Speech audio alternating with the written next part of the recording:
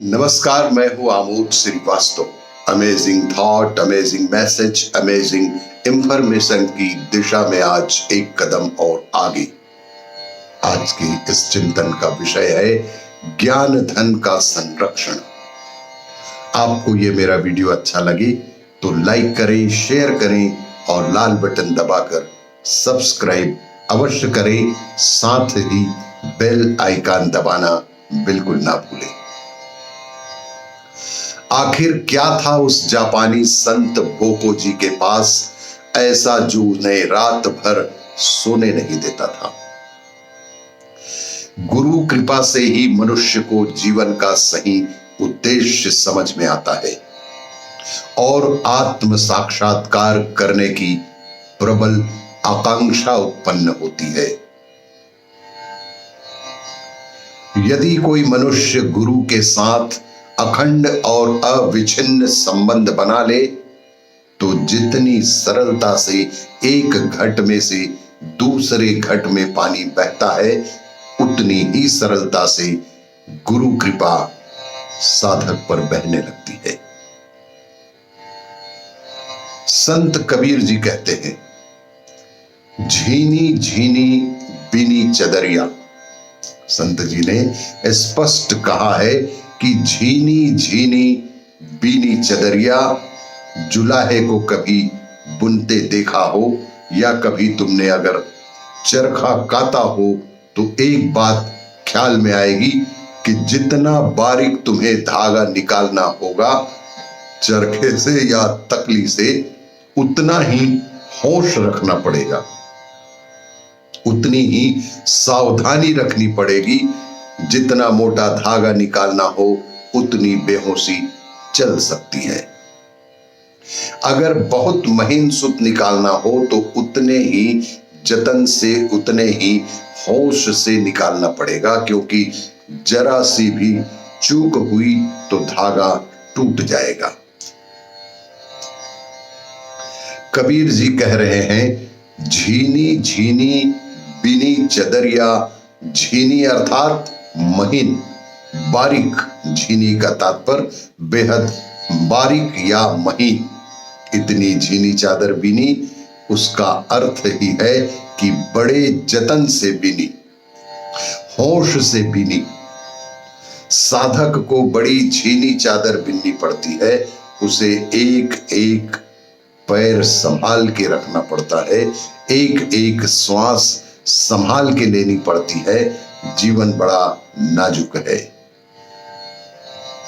जीवन बड़ा नाजुक है और बड़ा बहुमूल्य भी है। साधक शराबी की तरह नहीं चल सकता। कबीर जी कहते हैं कि वह ऐसा चलता है जैसे गर्भवती स्त्री चलती है, संभाल संभाल कर, जतन से, क्योंकि भीतर एक नया जीवन है और गर्भवती के भीतर जो जीवन है वह तो शारीरिक ही है, परंतु साधक के भीतर, साधु के भीतर जो जीवन का अंकुर फल रहा है वह तो परमात्मा का अंकुर है।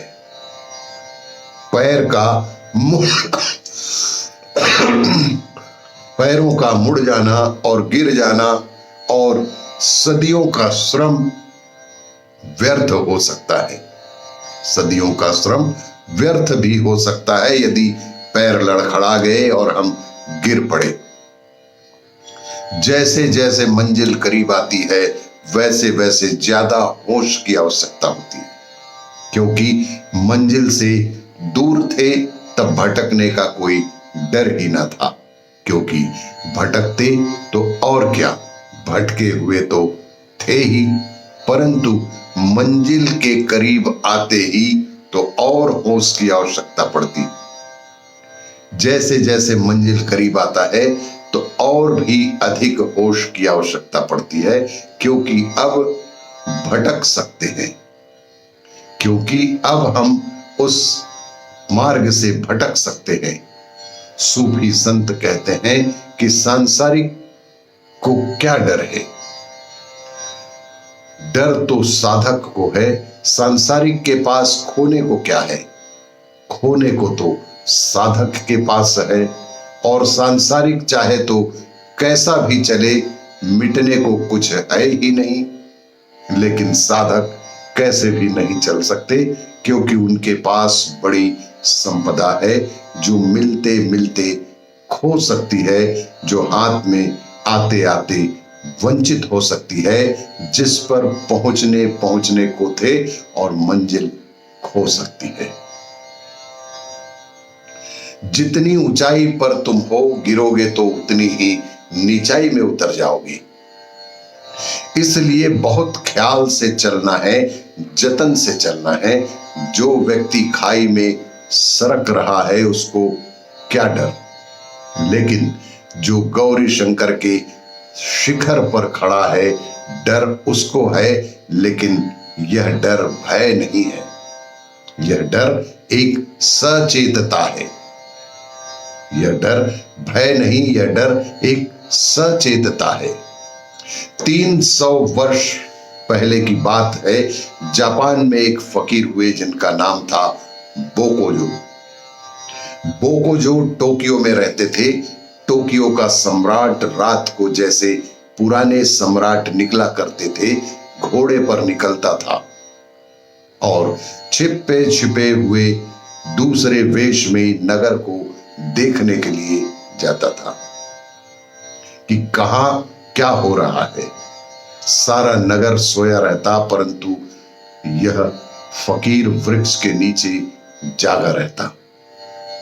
अक्सर तो खड़ा रहता, बैठता भी तो आंखें खुली रखता और मन में कुछ न कुछ बुदबुदाते रहता। आखिर सम्राट की उत्सुकता बढ़ी। पूरी रात किसी भी समय कभी भी जाता, मगर बोकोजी नाम का फकीर उसको जगा हुआ ही पाता। कभी टहलता, कभी बैठता, कभी खड़ा होता, लेकिन जागा ही रहता, कभी सोया नहीं प्राप्त हुआ। सम्राट उसे सोया हुआ कभी न देख सके। महीने बीत गए, सम्राट की उत्सुकता घनी होने लगी, सम्राट की उत्सुकता बढ़ने लगी। आखिर एक दिन सम्राट से ना रहा गया तो उन्होंने फकीर से पूछ ही लिया कि किस लिए जागते हो रात भर, क्यों इस तरह रात भर जागते रहते हो। तब फकीर ने कहा कि मेरे पास जो धन संपदा है उसकी सुरक्षा के लिए जागता हूं। सम्राट और हैरान हो गए। उसने कहा कि संपदा दिखाई नहीं पड़ती, ये टूटे फूटे ठीकरे पड़े हैं तुम्हारा, भिक्षा पात्र है ये तुम्हारे चिथड़े, इनको तुम संपदा कहते हो। दिमाग ठीक है या कि नहीं, और इनको कौन चुरा ले जाएगा। तब फकीर ने कहा कि जिस संपदा की बात मैं कर रहा हूं वह तुम्हारी समझ में ना आ सकेगी राजन। फकीर ने बेहद संयत शब्दों में कहा कि जिस संपदा की मैं बात कर रहा हूं वह तुम्हारी समझ में ना आ सकेगी राजन। तुम्हें ठीकरे ही दिखाई पड़ सकते हैं, और ये गंदे वस्त्र गंदे हो या सुंदर क्या फर्क पड़ता है, वस्त्र ही है। ठीकरे फूटे टूटे हों या मिट्टी के हों या स्वर्ण के ठीकरे ही हैं, इनकी बात कौन कर रहा है। मेरे पास एक और धन है जिसकी मुझे स्वयं ही रक्षा करनी है।